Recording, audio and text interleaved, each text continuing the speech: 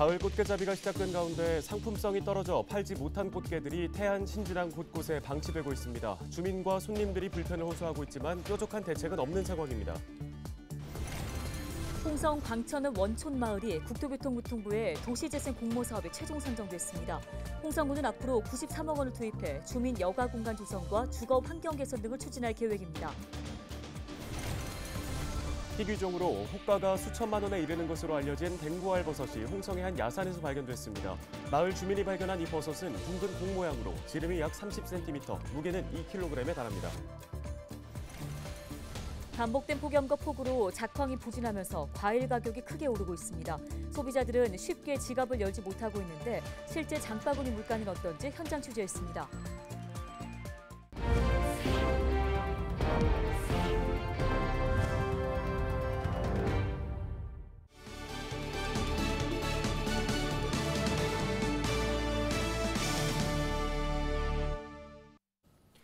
시청자 여러분 안녕하십니까? 헬로티비 뉴스입니다. 첫 소식입니다.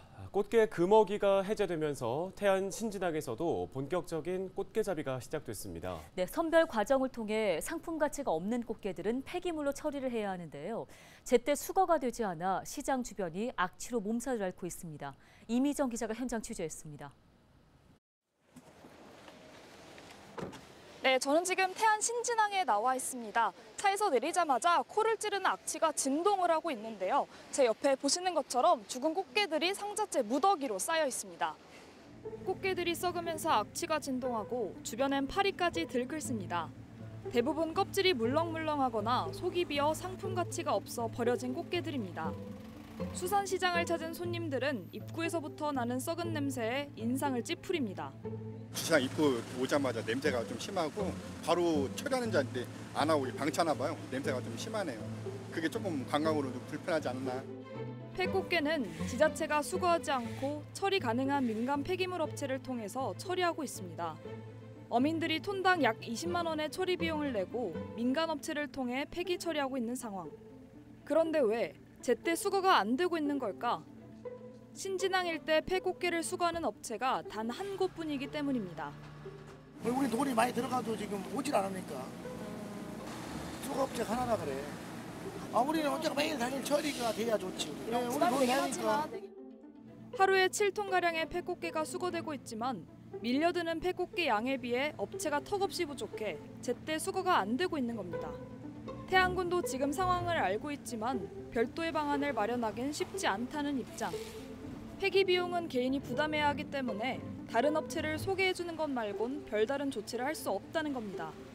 고민해 보고 있는 아직 확실하게 결정을 한 게 없습니다. 거리가 있다 보니까 비용이 더 나오게 돼요. 다른 업체 소개해드려도 비용이 높으니까 이제 그 방법을 이제 받아들이지 않으실 것 같은 거죠.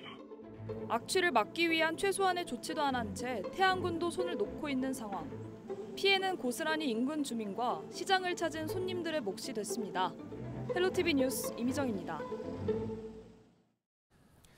홍성군이 광천읍 원도심 공동화 문제 해결에 나섭니다. 홍성군은 5일 광천읍 원촌마을이 국토교통부의 도시재생 공모사업에 선정돼 국비 50억 원을 확보했다고 밝혔습니다. 이에 따라 홍성군은 내년부터 4년간 93억 원을 투입해 안전마을 조성 사업과 휴식 여가 공간 조성, 주거 환경 개선 등을 추진할 계획입니다. 희귀종으로 알려진 댕구알 버섯이 홍성의 한 야산에서 마을 주민에 의해 발견됐습니다. 발견된 버섯은 지름 약 30cm, 무게 2kg에 달하고 둥근 공과 같은 모양을 띠고 있는데요. 댕구알 버섯은 크기에 따라 최대 5천만 원대에 달하고 지혈이나 해독 등의 효과가 있는 것으로 알려졌습니다. 다음 소식입니다. 추석을 앞두고 장바구니 물가가 치솟고 있습니다. 과일값은 지난해보다 20% 이상 큰 폭으로 뛰었는데요. 네, 수박 한 통이 4만 원을 훌쩍 넘기면서 그야말로 장보기가 무서울 정도입니다. 이하영 기자가 전해드립니다. 과일을 고르는데 한참을 망설입니다. 부쩍 오른 가격에 선뜻 지갑을 열기가 쉽지 않습니다. 맛있는 과일 좀 한번 먹어보고 싶은데 지금 들었다 놨다 지금 너무 비싸서 손이 잘 안 가는 것 같아요. 추석 성수품인 사과와 배 등 과일값이 1년 전보다 큰 폭으로 올랐습니다. 가장 많이 오른 품목은 수박으로 7kg 한 통에 41,800원, 지난해 19,800원보다 111% 올랐습니다. 사과는 한 개에 6,500원에서 7,800원으로 20% 올랐고 배와 포도도 각각 21%, 16% 올랐습니다. 봄철 개화기 냉해와 여름철 집중호우, 폭염이 이어지면서 출하량이 줄어든 것이 과일값 급등의 주요 원인으로 꼽힙니다. 사과와 배의 경우 개화 시기 냉해 피해로 인해 수정 불량으로 인해 출하량이 감소하였으며 이에 따라 가격에 영향이 미치고 있습니다. 일부 가치류 중 수박하고 배의 경우 최근 잦은 비와 고온 피해로 가격이 급등하였으나 고냉지의 출하량이 안정적으로 공급됨에 따라 점차적으로 안정세로 돌아설 것으로 전망되고 있습니다. 그나마 다행인 건 소고기와 돼지고기 등 축산물과 계란값이 지난해보다 소폭 하락했고 채소류값도 지난해와 비슷한 수준을 보이고 있습니다. 무 한 개 소매 가격은 3,200원으로 지난해보다 7% 올랐지만 배추는 두 포기 한 단에 12,500원으로 11% 내렸습니다. 양파는 2kg 한 망에 5,300원으로 지난해와 같고 대파는 지난해보다 100원 올랐습니다. 올해 유례없는 기상이변으로 과일값이 폭등하고 있는 가운데 장바구니 물가가 요동치고 있습니다. 헬로티비 뉴스 이하영입니다.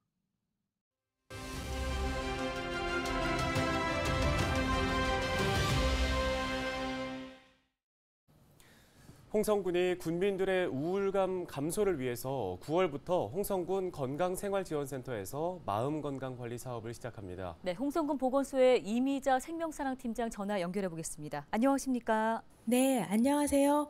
홍성군 보건소 생명사랑팀장 이미자입니다. 예, 먼저 홍성군 건강생활지원센터 마음건강관리, 이게 어떤 사업인가요?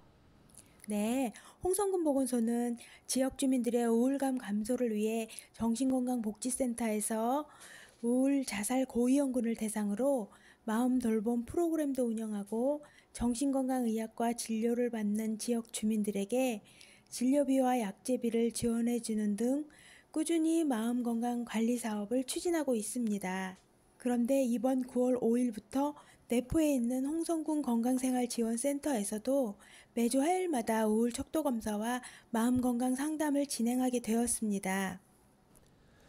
네, 우울 척도 검사에 대해서 말씀해 주셨는데 구체적으로 어떻게 검사를 하는 건가요? 네, 우울 척도 검사는 국가건강검진에서 활용하고 있는 우울증 평가 도구로 우울증 관련 증상들이 지난 2주 동안 얼마나 자주 일어났는지 9가지 문항을 체크한 결과를 점수화하여 우울증을 평가하고 있습니다. 지난 2022년 지역사회 건강 통계에 따르면 홍성군 우울감 경험률은 7.9%로 전국 6.8%에 비해 1.1%포인트가 높습니다. 우울증은 무기력감, 수면장애, 식욕 감소 등의 증상이 나타나며 초기 증상이 있을 때 정신건강의학과 전문의에게 적절한 치료를 받는 것이 매우 중요합니다. 네, 그럼 홍성군 건강생활지원센터의 마음 건강관리를 통해 앞으로 어떤 효과를 기대해 볼 수 있을까요? 네, 그동안 주민들은 정신건강 상담을 받기 위해 접근성이 떨어지는 홍성군 보건소를 방문해야 하는 불편함이 있었습니다. 그런데 가까운 건강생활지원센터에서 검사와 상담이 가능해지면서 내포 주민들이 불편함이 줄어듦과 동시에 우울 검진을 통해 우울증을 조기 발견하는 데 도움이 될 것으로 보고 있습니다. 앞으로도 저희 홍성군 보건소는 홍북 주민의 우울감 감소를 위해 사례관리, 심리지원 프로그램 등 다양한 정신건강 증진 서비스를 점차적으로 확대해 나갈 예정입니다. 네, 알겠습니다. 오늘 소식은 여기까지 듣겠습니다. 홍성군 보건소 이미자 팀장이었습니다.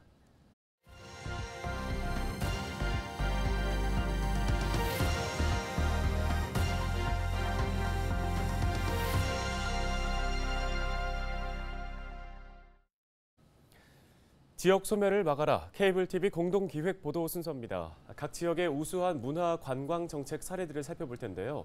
경기 부천은 오랜 기간 문화도시를 표방하고 있습니다. 네, 클래식 공연과 전시부터 영화, 만화 등 콘텐츠를 중심으로 한 국제축제까지 연간 문화 행사가 그야말로 한 손에 꼽기가 어려울 정도입니다.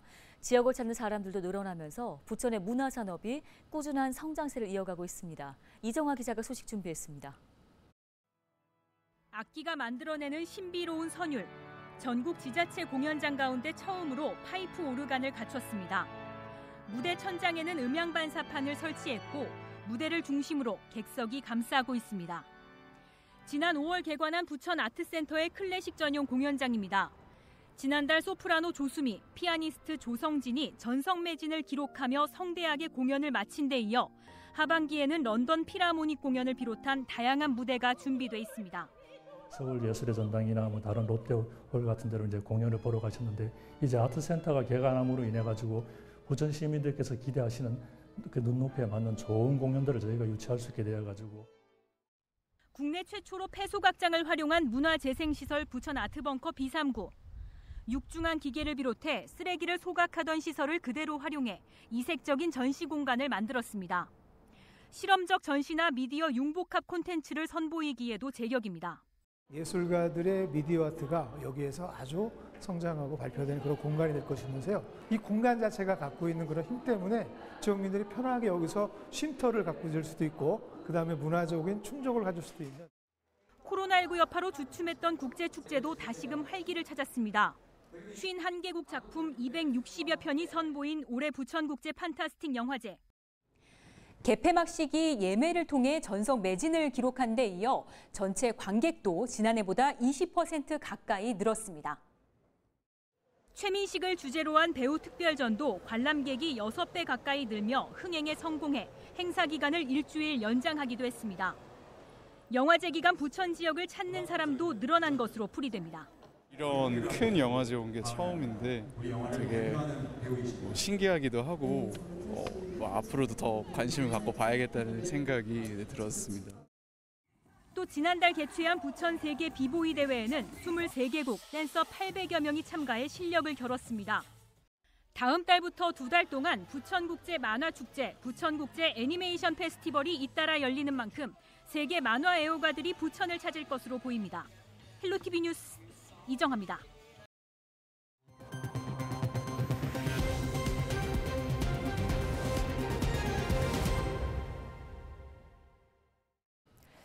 홍성경찰서가 회의 도중 직원에게 잿더리를 던져 다치게 한 50대 중소기업 대표 A씨를 검찰로 송치했습니다. A씨는 지난 4월 13일 홍성에 위치한 자신의 회사 사무실에서 40대 직원 B씨에게 욕설을 하고 잿더리를 던진 혐의를 받고 있는데요. 같은 날 B씨에게 돈을 줄 테니 사직서를 제출하라는 메시지를 보내고 회사 채팅방에서 퇴장할 것을 강요한 혐의도 받고 있습니다. 이 사고로 B씨는 이마가 찢어지는 등 전치 2주의 상처를 입고 병원에서 봉합수술을 받았습니다. 킥보드를 타고 길을 건너던 여성이 차에 치이는 사고가 발생했습니다. 5일 자정쯤 천안시 불당동에서 킥보드를 타고 횡단보도를 건너던 20대 여성 A씨가 승용차에 치였습니다. 이 사고로 머리를 다쳐 중상을 입은 A씨는 인근 병원으로 옮겨져 치료를 받고 있습니다. 경찰은 승용차 운전자와 목격자 등을 상대로 정확한 사고 경위를 조사 중입니다. 순천향대학교의 글로컬 사업 최종 선정을 위해서 관련 기관들이 힘을 모으기로 했습니다. 충남도와 산업체, 순천향대 등은 5일 도청에서 글로컬 대학 선정 대응을 위한 업무 협약을 맺고 상호 협력 체계를 구축하기로 했습니다. 글로컬 대학 사업은 전국 10개 대학에 5년 동안 1,000억 원을 지원하는 것으로 충남에서는 유일하게 순천향대가 예비대학으로 지정된 상황입니다. 교육부는 오는 11월 최종 선정 대학을 발표할 예정입니다. 청양군이 지난 1일부터 사흘간 실시된 청양고추 구기자 문화축제에 7만 명이 방문했다고 밝혔습니다. 이와 함께 축제 기간 마른 고추 4억 8천만 원 등 모두 6억 8천만 원에 달하는 농특산물을 판매했다고도 덧붙였는데요. 이번 축제에는 고추 탑쌓기와 농작물 수확 체험, 구기자주 시식 등 다양한 프로그램들이 마련됐습니다.